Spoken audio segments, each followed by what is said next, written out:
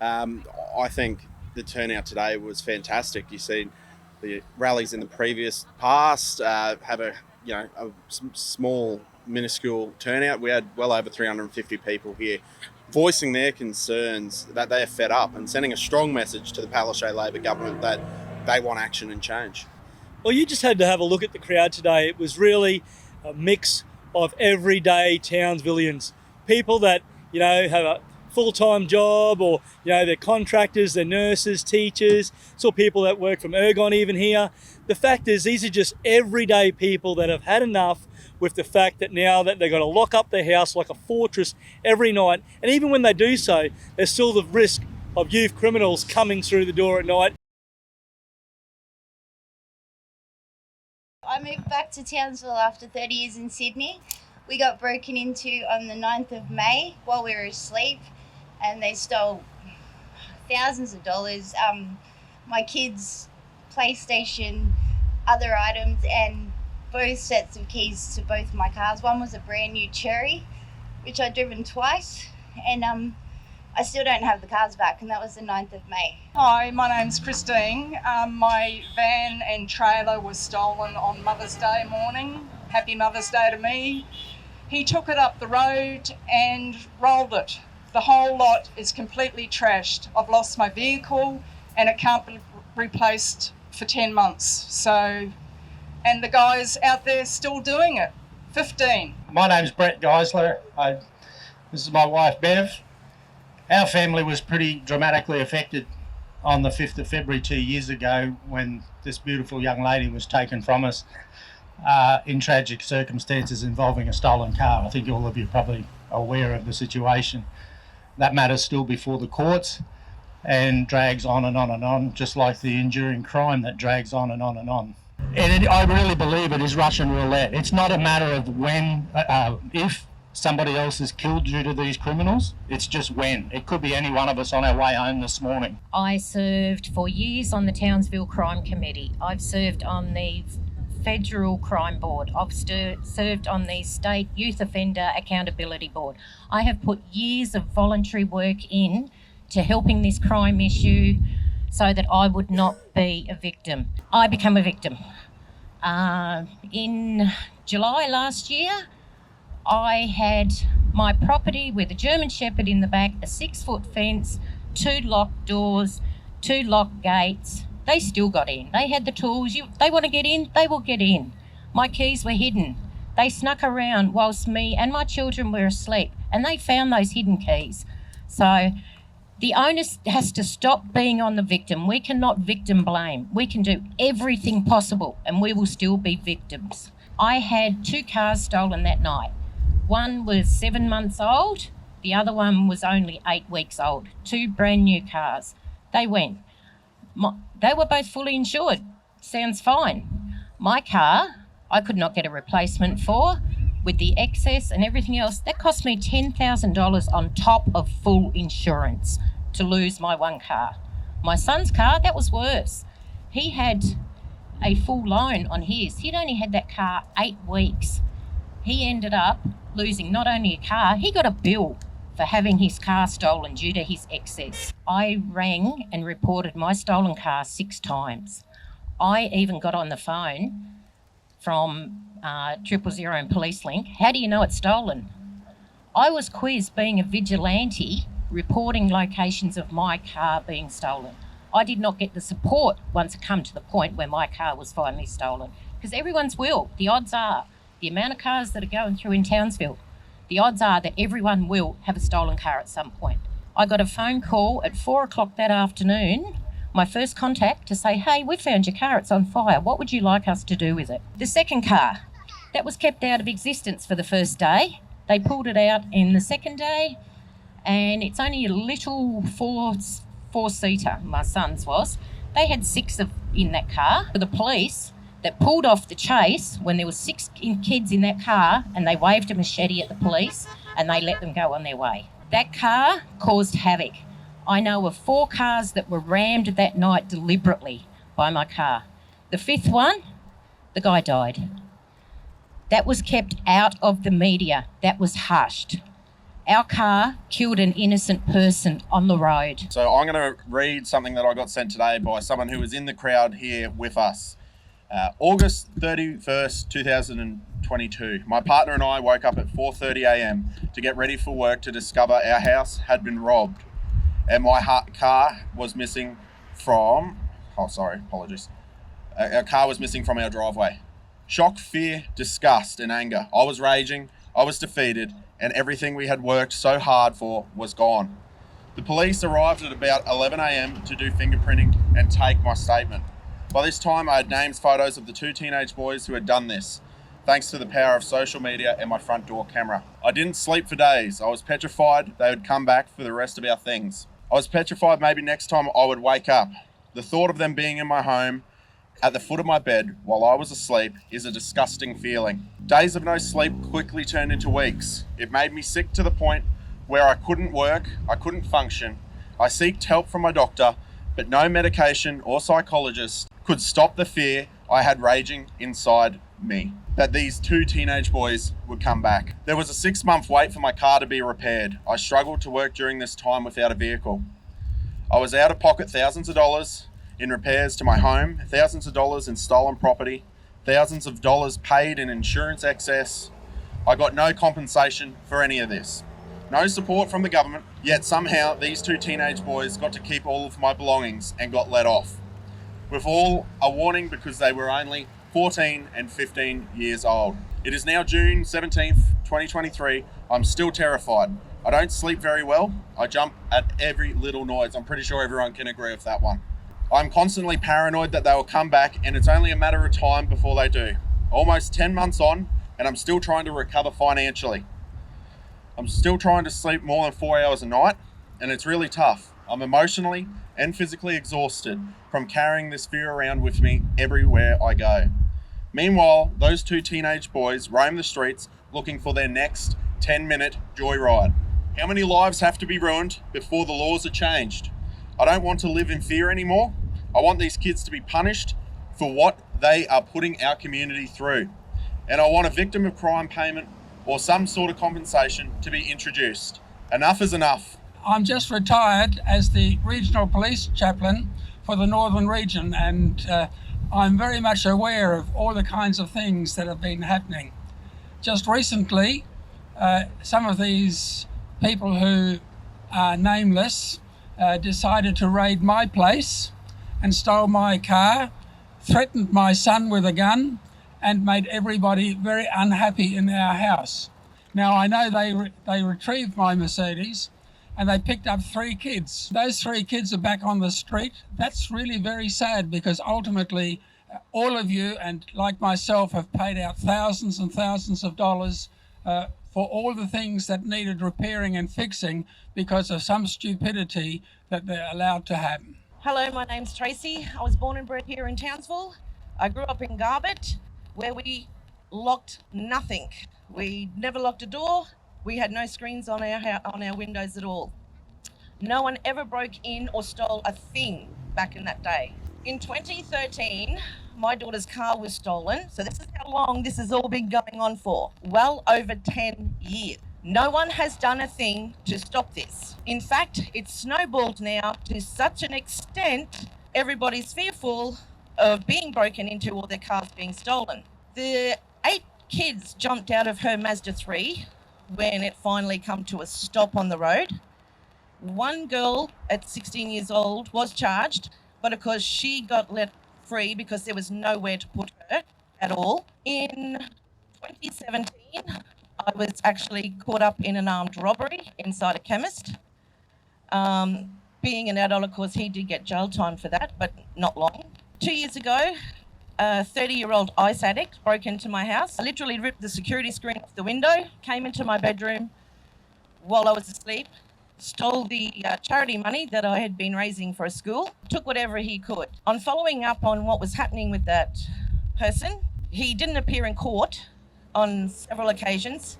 I asked, was there an arrest warrant out for him? And they said no, because you need to give them a chance to turn up. So they're not even putting warrants out for them when they don't even turn up in court. After so long, he was then put into what they call free court. if they plead guilty to their crime, the judge then offers them a drug and alcohol program. If they agree to do that, they get no punishment. They walk free. That's the only thing that he got for breaking into my house and being in my bedroom. So he done no jail time, no nothing. And when you got youth offenders chasing police vehicles in this city, when you've got stolen vehicles and these grubs throwing rocks and pavers at police vehicles, you know you've got a problem. They go into Cleveland, they're never assessed, they're never put on programs, and they're let out again to do the same crime. Things do need to change and they have to stop. The very first thing that really needs to stop is the judge here in Townsville handing out birthday cakes in court when they turn up for their birthday. These kids think it's all a joke. I've also been told by a security guard who has worked in at the courthouse that when they come out, they're all high-fiving each other and asking what did they get as punishment for turning up in court. As an ex-police officer, it's frustrating to look at where law and order has come to in this city. It's certainly not the fault of the police. The police have one of the highest arrest rates in the country in terms of catching these little criminals, but I'll call them what they are. They are habitual criminals. They are not wayward children who are making a mistake. Some of these offenders have had dozens and dozens, if not hundreds, of chances to reform their ways. They know what they're doing is wrong. They continue to offend with gay abandon. And what has frustrated me and has worried me for the last 4 or 5 years is the increasing in offending. It's basically just common knowledge of human psyche that, you know, people are going to continue to escalate in order to get the same level of thrill. It can't go on the way it is lest more people die. We saw just recently in Maryborough 3 people lost their lives in tragic circumstances involving a stolen vehicle. I keep saying our politicians are playing Russian roulette with our lives. The government has not done anything. I said after Jen's death, those changes would amount to nothing. Sadly, that was proven to be true. The recent changes amount to nothing. And in my opinion, the government's action on this issue is nothing more than smoke and mirrors to try and keep them elected. We're talking about $1 million. Every kid you put in there is going to cost us $1 million, right? When you put the kid in jail, you punish yourself, not him. He's in air-conditioned comfort. He's got no work that he has to do. And he can watch television all day long. And he's got games to play. And he can do some useful work for himself when he's in there, like studying if he wants to.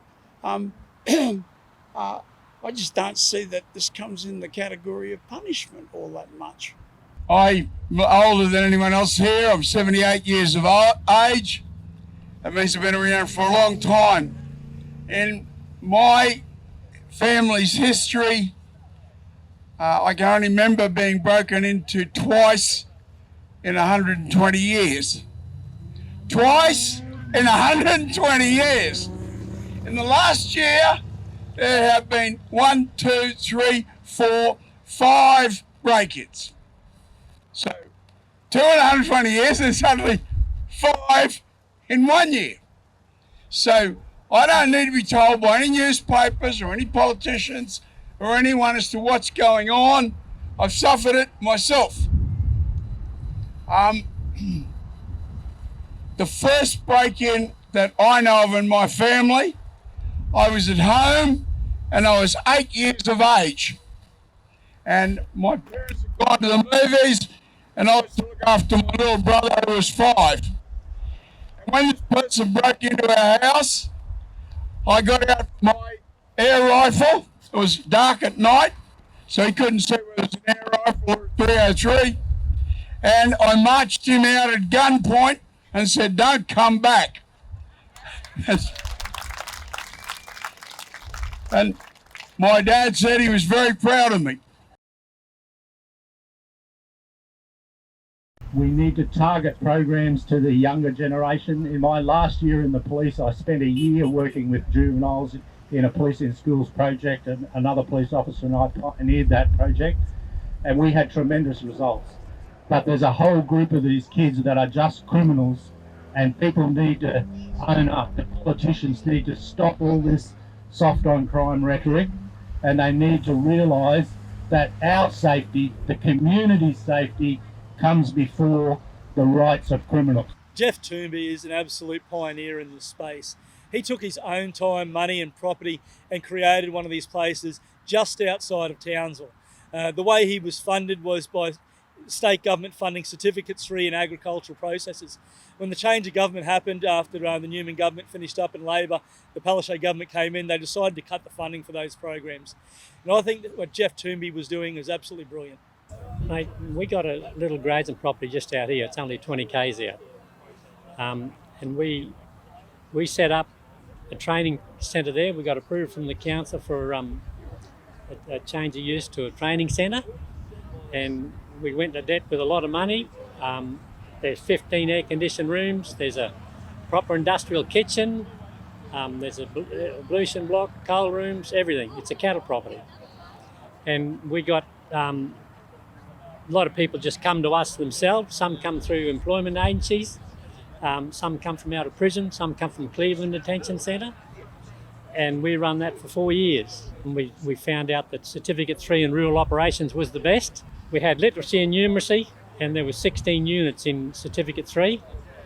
And once the students were there for a couple of weeks, we started placing them into jobs where they had the most chance to survive all around Australia, and namely in the Territory.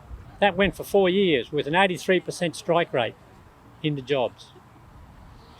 Then the Queensland government took $1,330 off Certificate 3 in rural operations, which adds a GST on it, $1,500.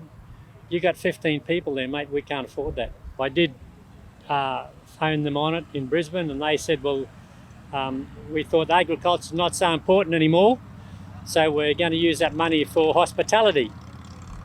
And I said, well, that'll be handy because you'll be getting an Indigenous fella out of Stewart's Creek or a kid out of Cleveland, teaching them how to make cappuccinos for white people. Where's that going to go? So it got to the stage we just couldn't afford to run the place. Mate, the cost to run a thing like that is unbelievable. It takes 2 weeks. 2 weeks to see the change in these people. And when you see it, and they know you feed income, you've got no worries.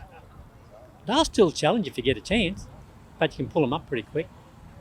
Had you made the government aware of the success of your program in relation to the element? Mate, yes. I've got to watch what I say. We have, but we've been criticised on it to the extent we had to get legal advice. Criticised by the government? Let's just say by people in politics. So the KAP's relocation sentencing policy is something that we've actually worked on with everyone from traditional owners through the people within the youth justice system and those that have since quit the youth justice system to talk to us about a better way to create a place of incarceration that's not only a place which creates a safe space for these kids to go through therapeutic and life-changing changes while they're in detention so that they're rehabilitated, but also somewhere that's far enough away for a long enough amount of time that's keeping the streets safe. We've got to make sure community safety needs to be paramount here, and keeping these kids away from town, away from their vices and influences and the ability to commit crimes, and in a place where they can be rehabilitated so they can one day plug back into society. I can't see any reason why any government wouldn't give this at least a trial. Where'd that idea come from? First Australians. The name is Butchka, it's banishment. And minor crime, you're banished from the tribe, lived out in the bush by yourself, till you're prepared to act like a civilised human being, and then and only then we were allowed back into the camp. More serious crime, speared in the leg. More serious crime still, execution. That was the law here. And I appreciate the member for Burdekin and the LNP now coming on board with removing detention as a last resort. It's something we talked about before the last state election, something we introduced in the parliament when it was voted down at the start of this term. It's great to have them on board for that because that's something that needs to be removed if we're going to unshackle the judiciary. Policy, word for word, but it needs to go a lot further than that. This principle of detention as a last resort needs to go, and we're committed to doing that. Now, we know from the fella in Victoria who has set up a program, and he takes the children who want to be involved in it and turn their lives around. He takes them, like I said, to a property. He teaches them, about farming. He also takes them to incidences where, like, there's been, flooding, anything like that. They help those people get back on the community, in the communities, cleaning up, helping them get back on their feet. So then they feel like they're contributing back to the community. They feel like they have some sort of a worth, that they belong somewhere. And that's what needs to happen. So these programs need to be up and running. The government needs to be backing them, because that fella down in Victoria gets no support from the government. It's all private donations. In-home family support. This is where it starts. This is the root of the problem. These parents have no idea how to control their kids, and they need support. A better fostering system so we can abolish resi care houses. Mentoring in schools, one-on-one. We have over 500 cameras. We're probably pushing closer to 600. And our guys work with the police every day trying to see what the hell is going on and monitoring some of the activity. We can get money from federal and state level to put more cameras in, but it comes out of your rates that we've got to have operators there. And for about 600 cameras, we need about 7 to 8 operators a shift. I know a few of you have asked me about what parks are next to try and protect. Where else are we putting CCTV? What more we're doing? I can't talk about that. That'll come out in the budget. The parents must be given back the authority to belt their kids when they've done something wrong. As everyone here. What are we all sick, maladjusted people? Only when we did something wrong. The parents have the right to bring up their children, and you, the state, have no right to interfere. Obviously, being a former candidate of the Katters Australian Party, I am a strong believer in relocation sentencing. Ditching last resort jail sentencing, which has had bipartisan support from the LNP and the KAP. They're the two big ticket items where we can get some of these criminals off our streets and get them into meaningful employment through that relocation sentencing program, teaching them a skill or whatever it might be that they choose to do. What they need a home. That's what they need. They need money. So what better way than give them a skill so they can get a job to get and achieve that. If they're a serious repeat offender, there's only one place they should be, and that is in detention. Most of these kids have got a rap sheet a mile long, and if they're committing these offences night after night and they've done all these diversion programs and the like, they're obviously not going to change their ways. So there's only one place, and that is, as I'm afraid to say, in detention.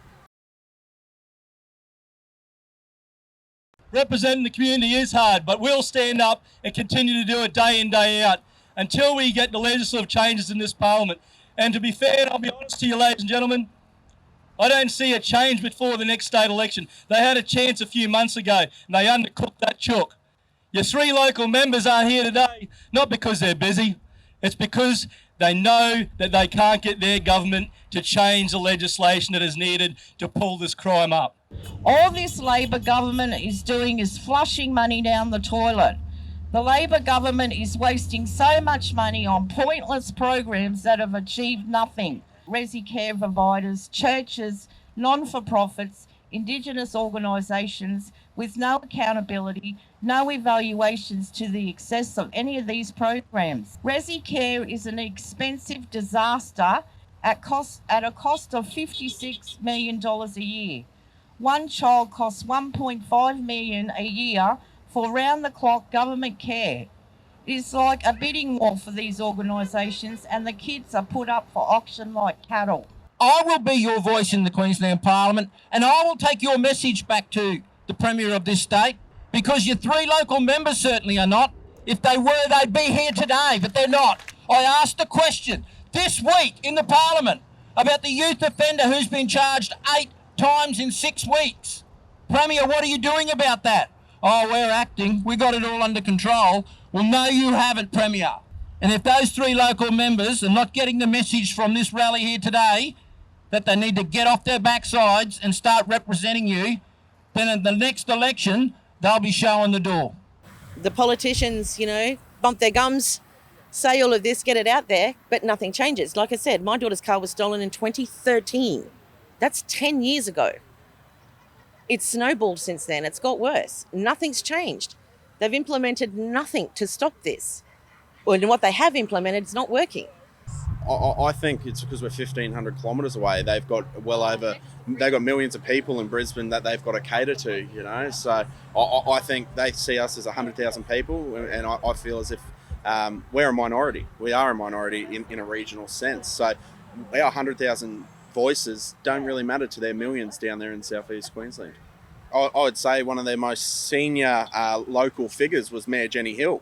She's a strong Labor member, has been for her entire life. So they did have representation here, but it wasn't the 3 MPs that really need to have a listen to these people. They didn't turn up. You had the member for Burdekin, you had the member for Hinchinbrook, they turned up. The member for Kennedy come from Canberra last night to be here today to listen to every single one of us. So where are they? I bet they're sitting at home. They're probably on the same bloody plane Dale was on. So yeah, I think it's an absolute disgrace and a shame, and they should all, and I hope we all sack them come October next year. I've got to commend myself and the member for Burdekin, Dale Last, parliamentary colleague from another party, has made the time and the effort to get here. He got on the first plane out of Brisbane this morning. I got on the last plane out of Brisbane last night. I sat at the airport till nearly 12 o'clock waiting for a taxi. Didn't get home till 1 o'clock last night nearly. We've made the effort to be here. If you wanted to be here, you would show up. Even if you just decided out of the 3 local MPs, hey guys, we've got to send someone from the team. Send one. Who's pulling the short straw here? Not one of them have turned up today. Not one representative from the state government, and that's dismal. And like I said, if you want to represent the community, you show up. And sometimes it's tough being a local member. I get it all the time. You turn up to local community meetings and it's, fire and pitchforks. That's part of it. You've got to go down there, you've got to listen to why people are angry, you've got to figure out a way to move the problem forward and try and find a solution. And that's the tough part about being a local member. If you can't handle the heat in the kitchen, I always say get out. The Labor government has spent $1.4 billion on this youth crime problem. That's what they've committed up to 2026. Right now, they've just committed over $400 million in this next state budget to throw good money after bad. Programs that they've been running for the last 4 to 5 years haven't been working. You've got to remember sometimes too, from the people running these programs, if you fix a problem, you do yourself out of a job. I think people have got to realise that a lot of money's been spent here and wasted.